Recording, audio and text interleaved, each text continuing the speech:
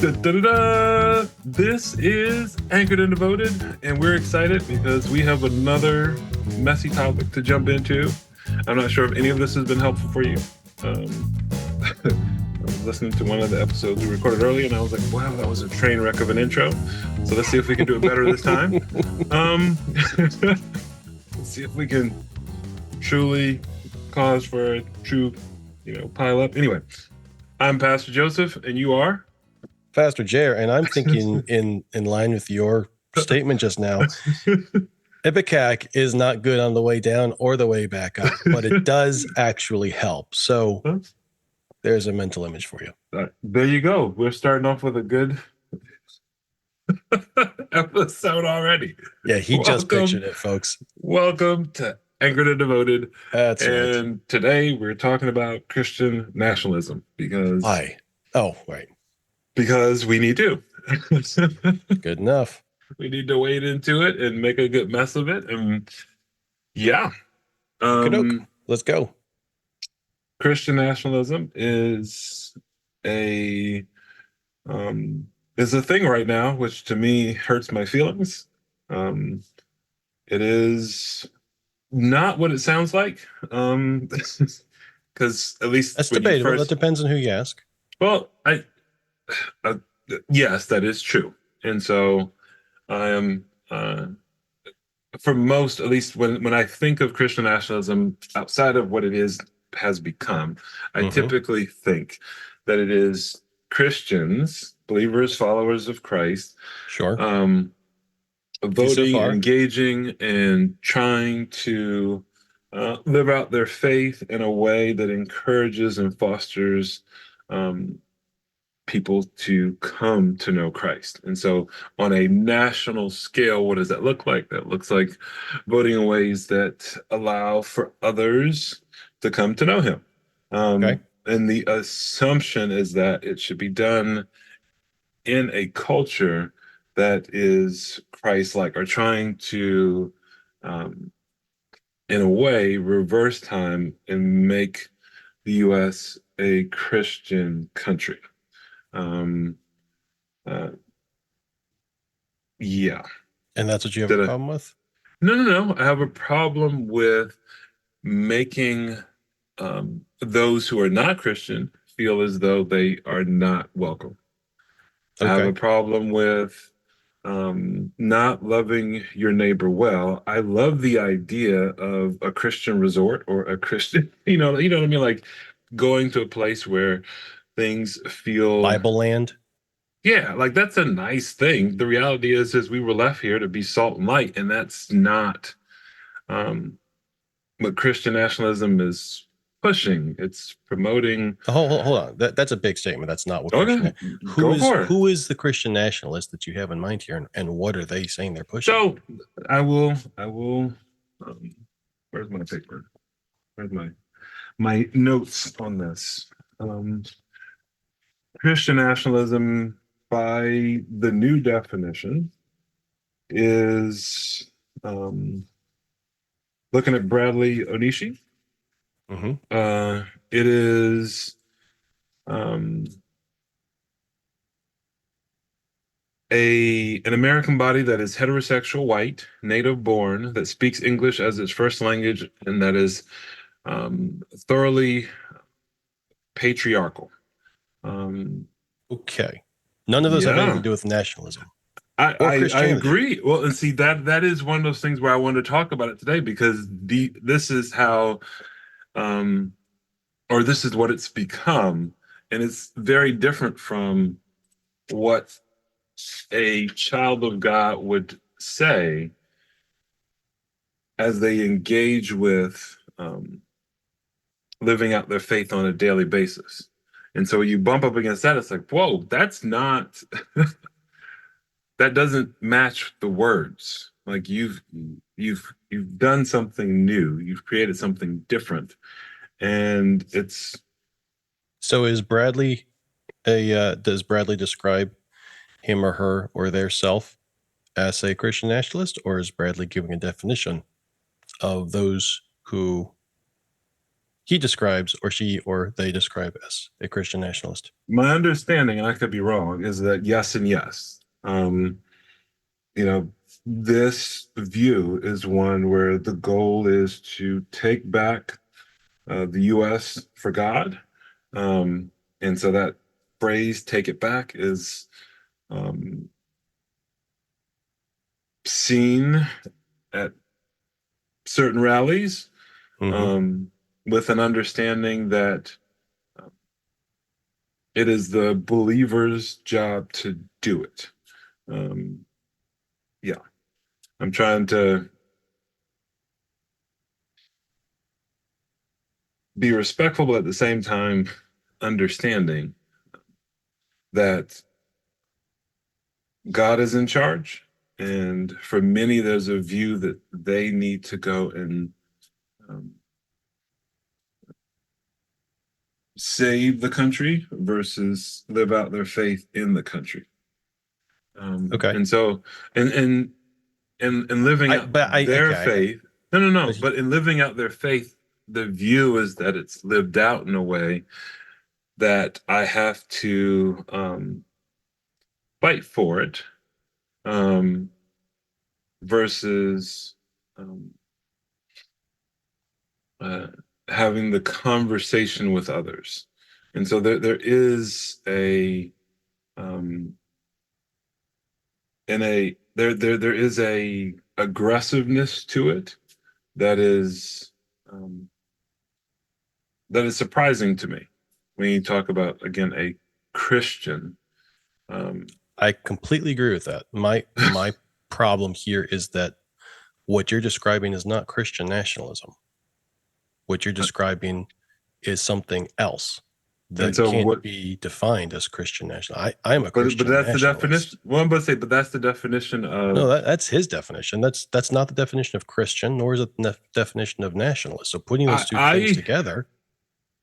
That's why I wanted to talk about it today, because it's one of those things where there is a difference in what I believe you or I would view as a Christian national kind of focus versus what is, let's break it down today. Right? Hold on a second, let me finish. Versus what is today being viewed as. That's right, y'all. We're getting into it. This is fun. Christian nationalism. And so I can say, very much like you, my daughter's birthday was just the other day, and we rented a unicorn for her, and you'd laugh and be like, that's not a unicorn, it's a horse, and you attached a cone to its head. Quite true. Okay. And so people will often say what they want and then redefine it based off of how they want. I think that's called appropriation today. I think it's done on purpose, and I think it's done to confuse and muddy and to even harm the believer. And you and I have talked about this when it comes to Galatians 6 and 1 Timothy 4 and other things in the last couple episodes, where there is this trickery on purpose. And so I think it is our job to point it out and say, wait a minute, that's not what that is. That's not a unicorn. It's a horse. I get it. Your daughter's too. But the reality, that's a horse. And calling it anything else is a lie. I get, for the little kid's sake, they're being silly, but it is what it is. It's a horse. Look, if you and I agree that we're going to have this fantasy together for the point of celebrating your daughter's life and her enjoyment at her level of understanding, and we're going to agree to this fantasy, then there's no problem with that. That's not a deception. That's agreed inclusion of an idea for a purpose of entering into culture together, which is lovely. That's wonderful. But as we've talked about, not so succinctly, but I believe it was Socrates that who really pushed the idea first in at least as far as I'm aware, first in sort of written rhetoric. The person that controls the definition wins the argument. Doesn't just control the argument. You control the argument by controlling the definitions. And that's why in any negotiation, the very first thing that you're doing is aligning definitions. So I have to hit a hard stop right there and say, when we're talking about Christian nationalism, I appreciate that Bradley has written down this definition. The fact that he's put pen to paper does not mean that the definition is either accurate, nor does it mean I agree to it. And I'm going to push back hard and then say that he's not defining Christian nationalism. Nationalism, here's the question, right? We get Christian. Christian means not atheist. Christian means not Hindu. Christian means not Muslim. Christian means potentially Jewish, right? Christian means monotheistic, believes in the Bible, believes in Jesus. There's a comparison and a contrast to other things. What is the analogy? What is the counterpart to nationalism when we talk about Christian nationalism? When I look at nationalism by itself, nationalist as opposed to what? That's a you question. I think that's an all of us question. I mean, this is my issue with what is being said. We have to live out our faith, and often we want to project our faith versus live it out. So okay, so let's talk in terms of that are current, right? Mhm. Is the opposite or the analogy to nationalist fascist? Is that an accurate categorization? What's your definition of fascist? Well, that raises a whole different box, right? Another episode. Yeah. So is the opposite of nationalist internationalist? Well, hold on. Let me get back to fascist. The reason why I asked is because I would say that one of the candidates that's running, is running on a fascist platform and blanketing it under Christianity.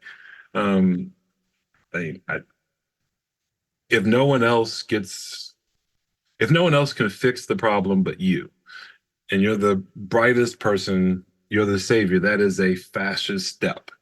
If you are unable to see that, that's humbling. That's scary, and it should cause concern when leaders are not even humble enough to recognize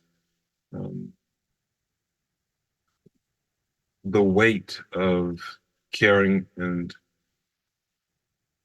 shepherding others. Like it's a big deal. It's not just I agree with the second half of your statement, but because you haven't defined fascist, I don't know that I agree with your entire statement. Gotcha. The person that uses the word is responsible for defining it, right? Mm-hmm. How do you define fascist? I would say, I was trying to think if I wanted to relate it to versus communist, or a fascist is someone who believes that they should hold all power and that they should,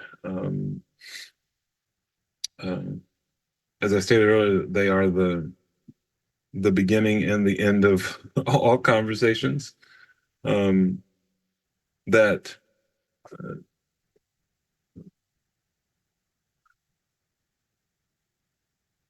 that I mean, there are a number of things from media to spin as far as a fascist is someone who habituates others to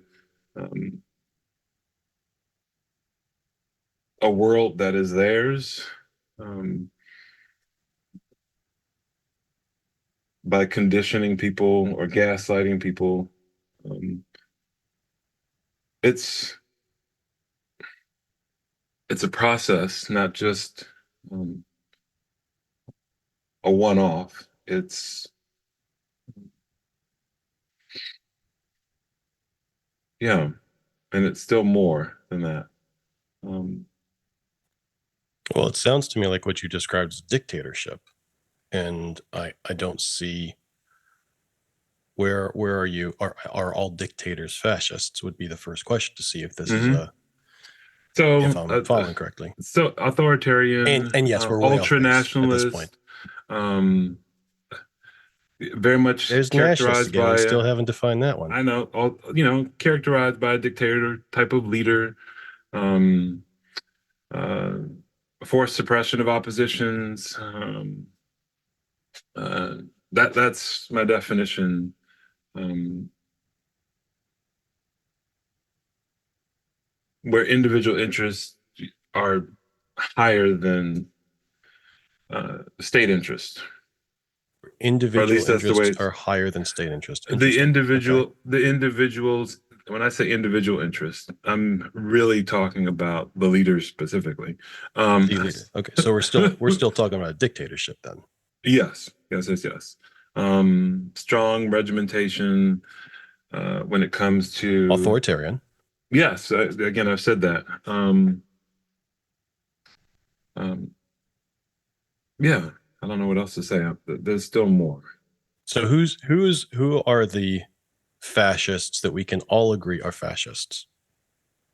Um, Mussolini, All Hitler. right.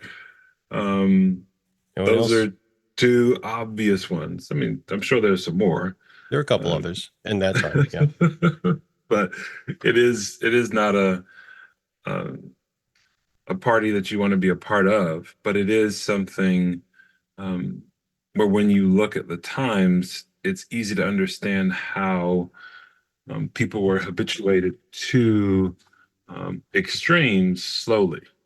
Um, you know, it made sense when you were in the system that these changes were taking place, and you kind of accepted them because of the other extremes that had already taken place. Um, and that should cause a pause. It's easier to see when you're outside the system. It's easier to see when you know that you're an other, as opposed to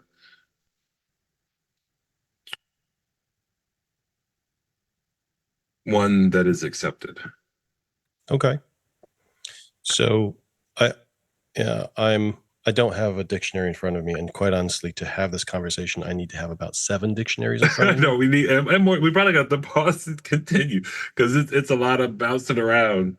Well, what I mean is, um, we haven't touched on it. You touched on this, but I want to go back to it and hit it again. No pun intended.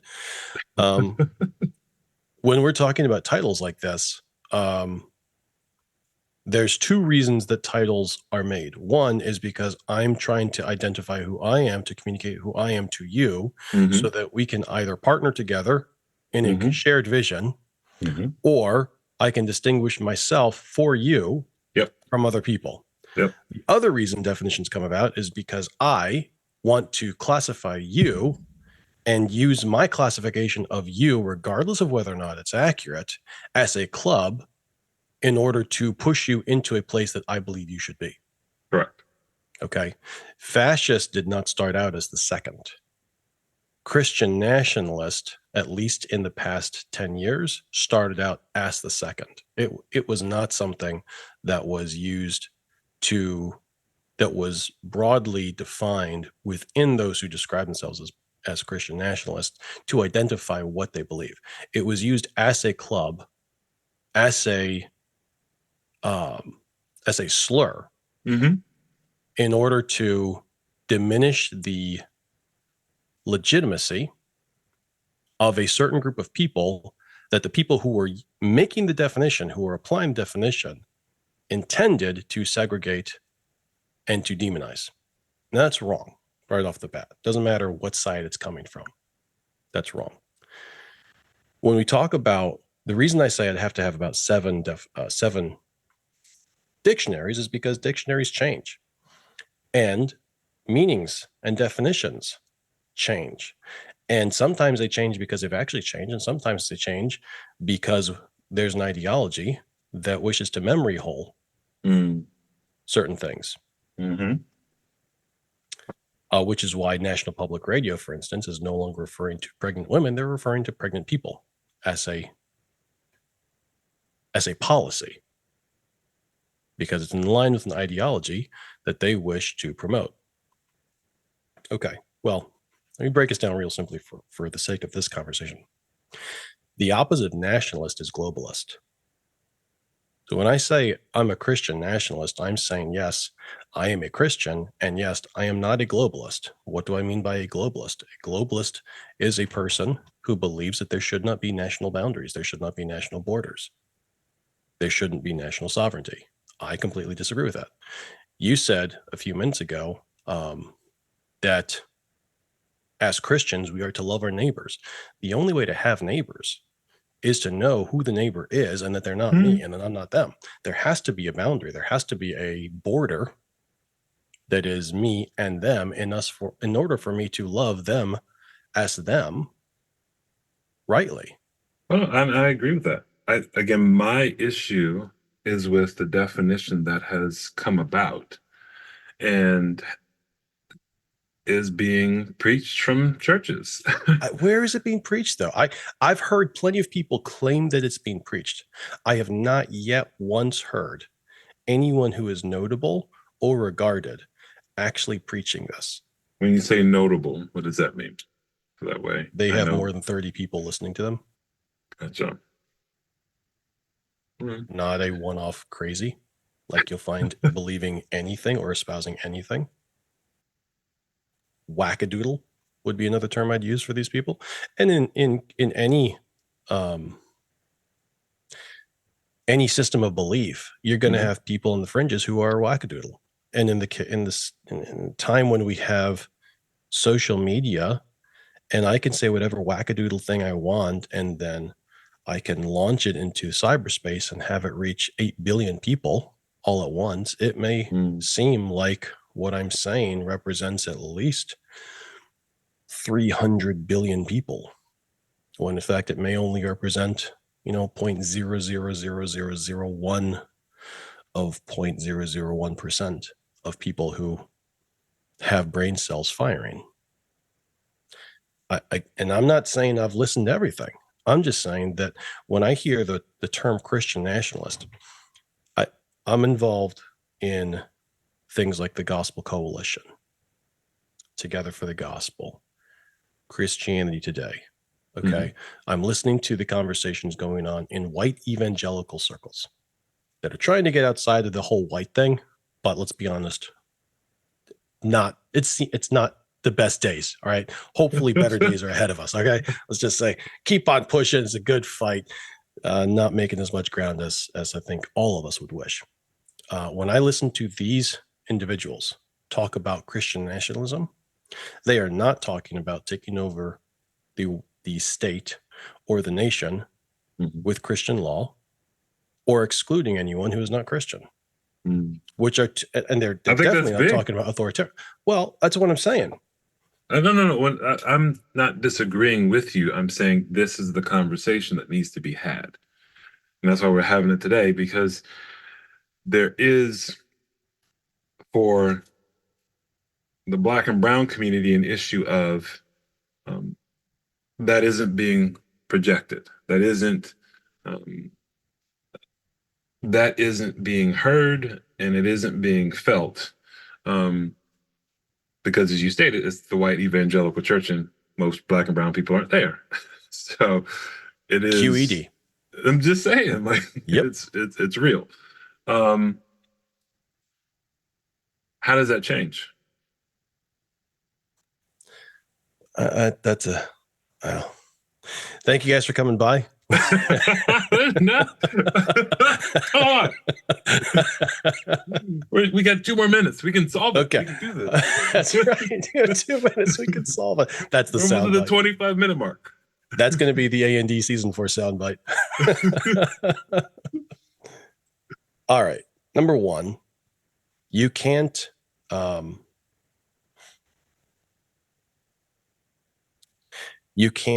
solve problems that you're not willing to have a conversation with someone who holds a different view from you, and to collaborate to align your understanding with theirs. It requires at least these 2 things: humility to enter into the conversation, and open-mindedness to engage in honest dialogue. If I'm coming in and I have determined that a Christian nationalist is X, Y, and Z, and if you say you're not that, then you're simply lying. I'm not open-minded. If I'm only listening to people who tell me what Christian nationalists are or believe and talking with them, I'm not demonstrating humility to actually engage in the conversation. If I count myself as a Christian nationalist and I'm not willing to go sit with the people who are wackadoodle and say, hey, let's talk about this, I'm not demonstrating humility. If I'm just going to write them off as wackadoodle without having a conversation, I'm not entering it with open-mindedness. Siloing, oh boy, that's a great picture. Siloing in this case often is used to hold a thermonuclear warhead, and that doesn't turn out well. That's where my mind just went. Okay. I've only had the opportunity to go down into an old missile silo once, and it was a pretty cool experience. But it was also an awesome and terrifying experience to think about. This was a missile silo here in Maryland or maybe in PA. This was 25 years ago. Now emptied, repurposed. But to stand inside of it and to think about what it held, the purpose for which it held it, the reasons, the conditions under which it would have been utilized was terrifying for me as a probably, late 17, 18-year-old guy.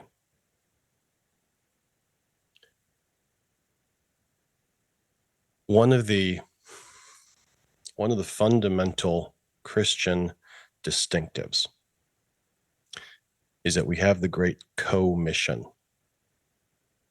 We have been commissioned, and that commission is as you go. The implication of that is that we do not have the luxury of sandbagging ourselves in a defensive posture. And it doesn't matter if the person, we talked last about the very real situation of having to defend yourself, having to engage in warfare where people are using human shields to defend themselves. There is an analogy here in that a false definition can be used as a shield to protect you as the person using that definition from having to answer for the fact that actually what you're saying is you simply want to exercise power over me that's not legitimate because you dislike me. Right? As a Christian, I don't have the luxury of saying, well, they believe that nonsense. They believe that stupidity. They're trapped in that ignorance. And so I'm going to stay over here until they recognize their foolishness. I've been given a command from Jesus himself through scripture to, as I go into the world, make disciples, teaching them to obey everything that he's commanded. Means it's on me to initiate. Galatians 6. Brothers and sisters, if someone is caught in sin, you who live by the Spirit should restore that person gently. But watch yourselves, or you also may be tempted. Carry each other's burdens, and in this way you will fulfill the law of Christ. If anyone thinks they are something when they are not, they deceive themselves. Each one should test their own actions, and then they can take pride in themselves alone without comparing themselves to someone else. But each one should carry their own load. Nevertheless, the one who received instructions in the word should share all good things with their instructor. Verse 7, do not be deceived. God cannot be mocked. A man reaps what he sows. 8, whoever sows to please their flesh, from the flesh will reap destruction. Whoever sows to please the Spirit, from the Spirit will reap eternal life. There it is. This is Anchored and Devoted, and we are happy to make a mess of your day. Go and glorify God. We tried. Love you guys. We'll see you soon.